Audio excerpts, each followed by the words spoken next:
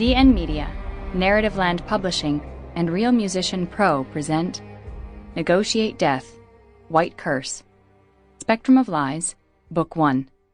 Written by D.N. Leo. Narrated by Claire Lindsay. Spectrum of Lies, Book 1. Negotiating Death, White Curse. Part 1. There is only one happiness in life, to love and to be loved. George Sand, 1804 to 1876. Chapter 1. She lay on the cold floor of a dungeon flooded with water.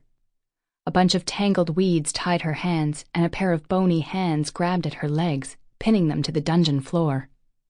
She thrashed her legs, pulled her arms, and tried to roll her body around. Nothing seemed to work. She couldn't scream, and she couldn't cry for help. She wasn't really the crying type anyway. How long can I hold my breath? She wondered. She was 29 now. She was full of life and had been on the path to a better future. At least, that was what she'd thought. The water was everywhere. 10 minutes earlier, Orla had held tightly to a rusty steel pipe running across the ceiling of a dark and cold dungeon. Although she was flexible and as agile as a leopard, hanging in the same position with her feet braced against a small ledge halfway through a wall for an hour had pushed her muscle strength to the limit. The Thames River was not as patient as she, and the tides raised by the minute, flooding the drains and leaking water into the dungeon. She couldn't see the floor anymore. She wagered that she would quickly have to get out and find another way to break into the building. Orla had done a countless number of jobs of this nature. She was a high-profile, experienced antique transporter. She disagreed with those who referred to her profession as thievery. She wasn't a thief. She didn't steal and resell for profit.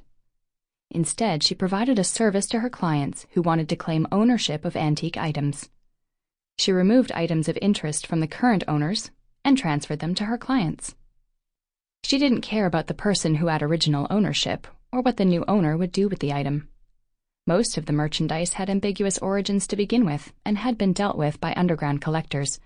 She doubted anyone could prove genuine ownership anyway. Orla looked at the barred lid of a small door leading to the compartment above. The dim light coming from it shed a bit of blue down to the dungeon. "What's taking you so long, Lorcan?" she mumbled to herself. All she needed was a signal from Lorcan that he had jammed all the securities in the above compartment, and then she would climb up to that barred door on which she had loosened all the screws. She heard the painful shriek of a cat from the above compartment, a thud, footsteps, and another shriek. A tiny kitten dropped through the bars of the door lid. It clawed at the bars, trying to hang on. Orla heard the sound of a door closing from the above compartment. The kitten was losing its grasp of the bar. It meowed and shrieked at the same time. She heard a bang from the far end of the dungeon. Damn it! The floodgate had been broken. The water from the river gushed into the dungeon. In minutes, it would be completely underwater. She had to leave right now. Orla jumped down to the floor of the dungeon. She was 5'7", and the water had risen to her waist in only a few minutes. She treaded ahead toward the exit. From the door above, the cat clung to the bar with its claws. It cried out a meow. Orla looked up. Soon the cat would let go and drop into the rising water. The door was at the far end of the room, and she was already at the exit, but Orla shrugged and came back inside. She stood right underneath the door and reached her hands out.